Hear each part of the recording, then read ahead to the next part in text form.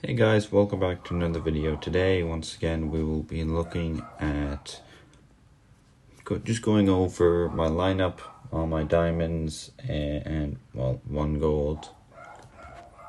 Kuzman's chilling up at the top left. Yes, I know it's hard to see him, but that's okay.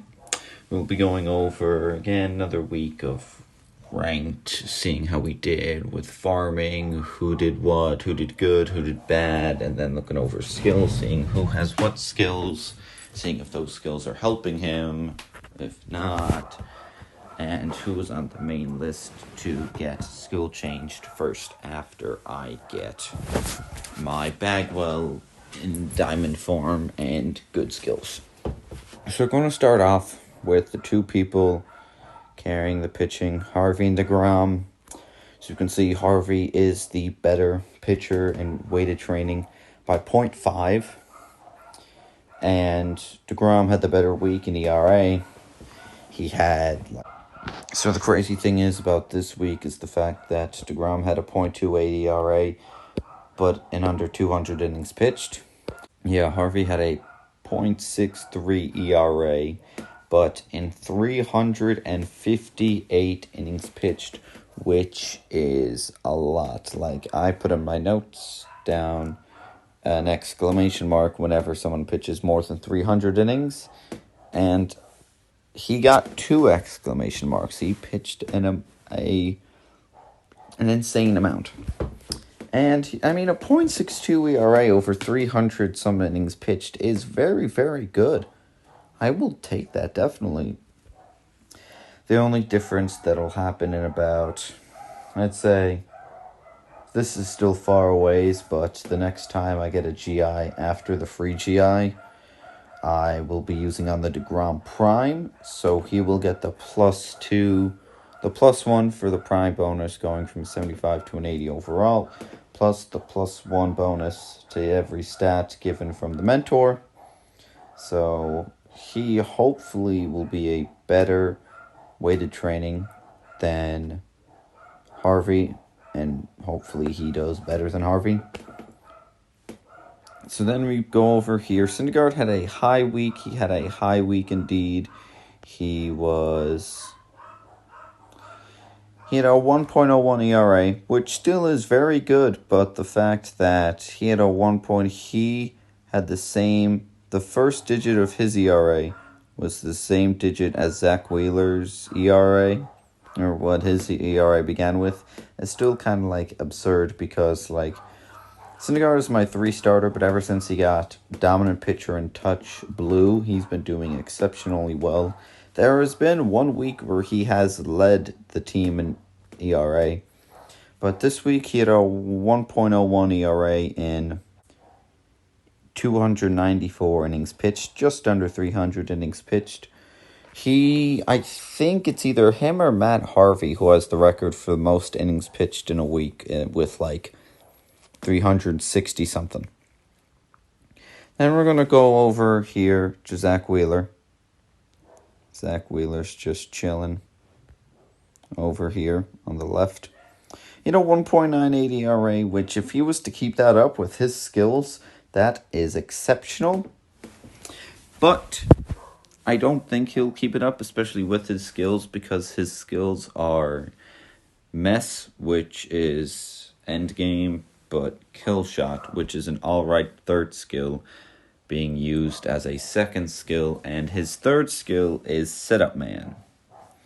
So he definitely needs new skills, but I just don't want to give him new skills due to the fact that he won't be in my rotation, my end-game rotation. Because my end-game rotation without Sigs, as of right now, will be DeGrom Prime, then Harvey, then Syndergaard, and then it'll be Al Leiter, because I have him trained up just waiting for a spare GI, and then it'll be Jerry Koosman. And then that will be my lineup, and then if I get Sigs, they'll just go in for whoever it is. Of course, if any of the pitchers that are in my lineup right now, I get a Sig of theirs, they're just going to flip-flop. But, like, I don't really expect to get a team SIG, like, ever. I don't think I'll buy a team SIG. Unless I was making absolute bank, I would do that. But even still, I wouldn't know if I would. But, yeah, that was him. So, really good week. Very strong week by Zach Wheeler. 1.98. If Zach Wheeler can have an ERA under 2.5, that's a strong week for him. So 1 under 2 is a very, very strong week. And then there's Kuzman up at the top left. He had like a 3.4 something ERA. He's just chilling. He's a gold. I really just can't get mad at him anymore. He's trying his best. He has no skills. He's fixer. And my lighter has winning streak and fixer, so I think I might just take out Jerry Kuzman next week and put in Al Leiter, because even though Kuzman is the better overall, Al Leiter has the better velocity, or at least he has better velocity. I don't know about location, but I know he has better velocity.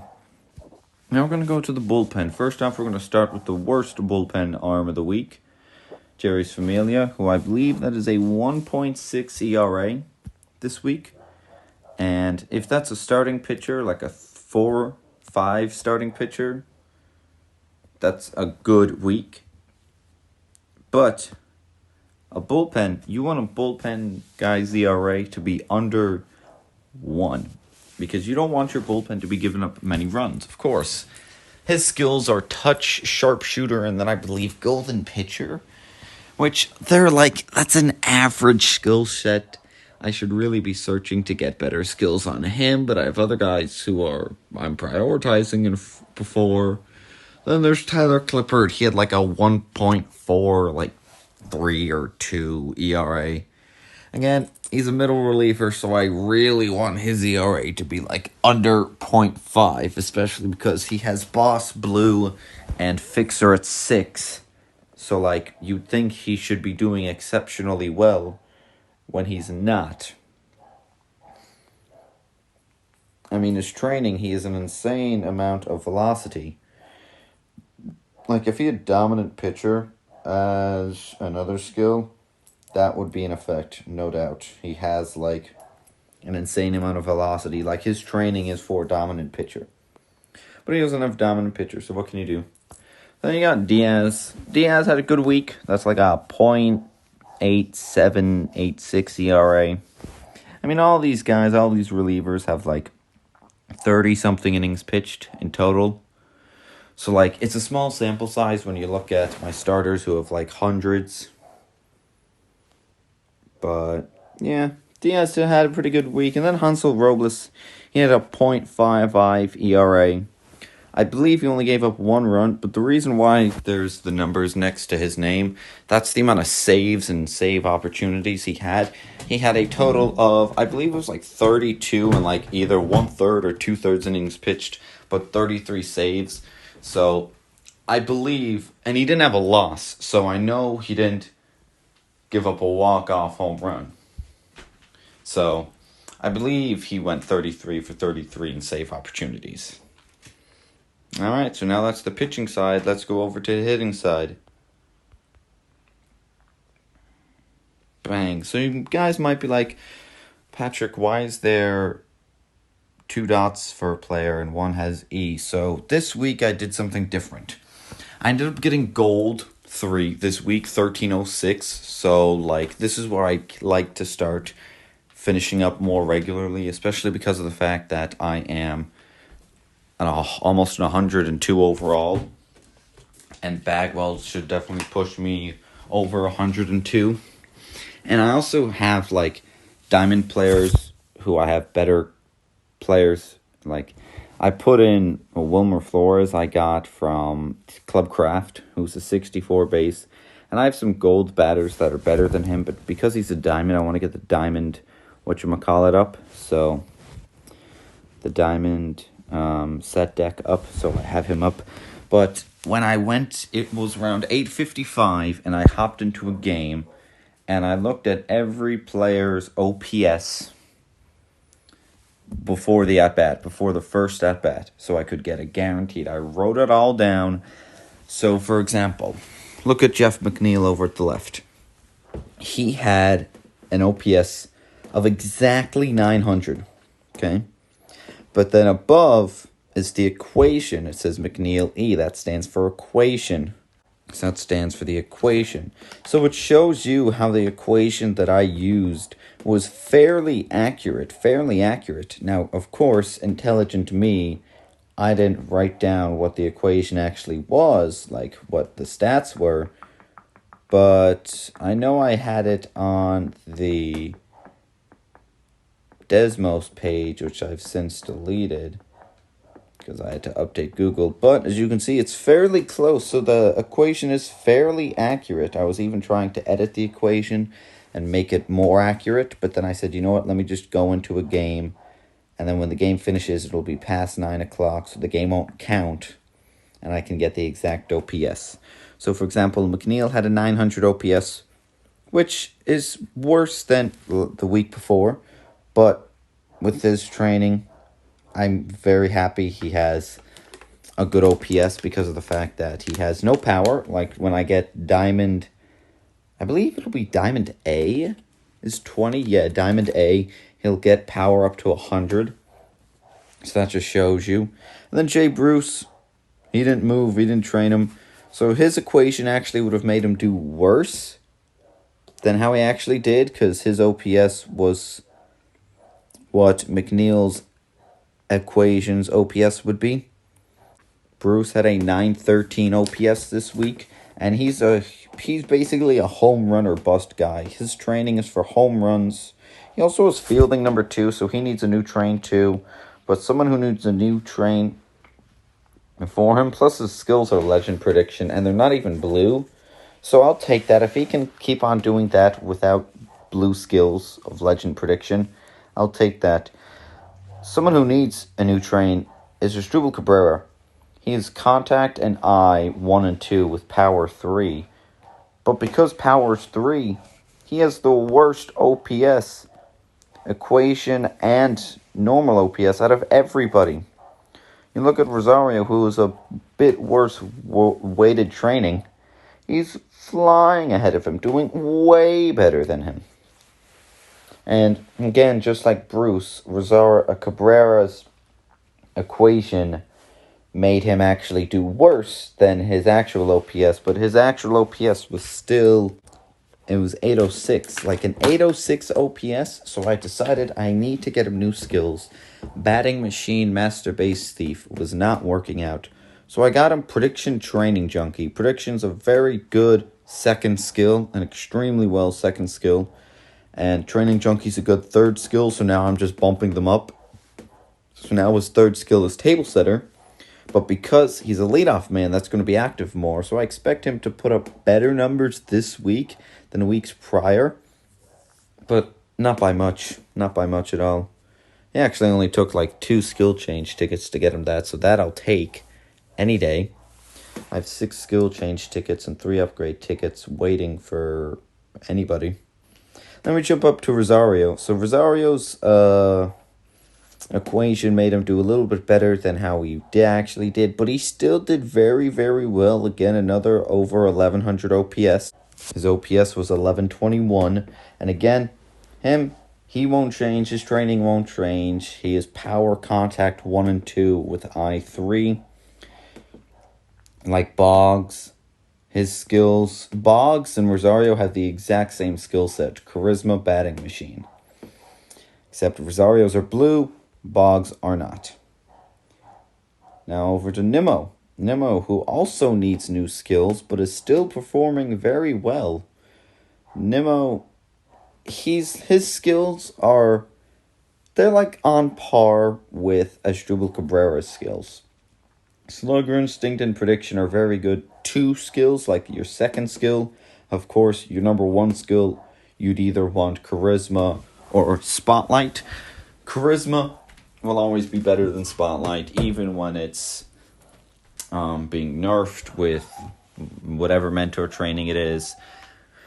That will always be a number 1 skills that you will always have. And Spotlight, same thing.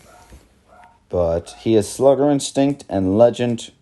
So that's a good 1 and 2. That's a good 2 and 3. Legend's alright.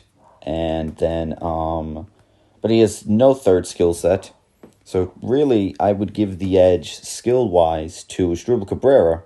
But his training, I believe he has Power 1, I2, Contact 3. He's a very, very good train. And if it's not I2, Con 3, then it's Con 2, I3. But again, second best OPS of the week.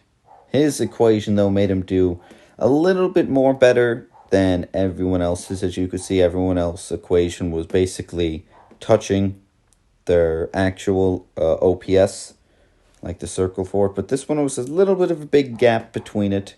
Decent gap size. Nimmo had an 1151 OPS this week, the second best, because as we move on over to number 1, Wade Boggs.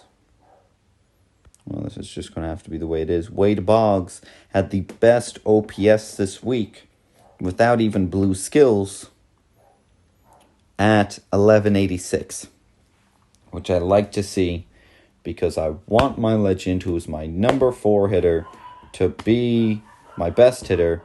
And especially now I just got him up to level 7, so he's got +2 to Con and I.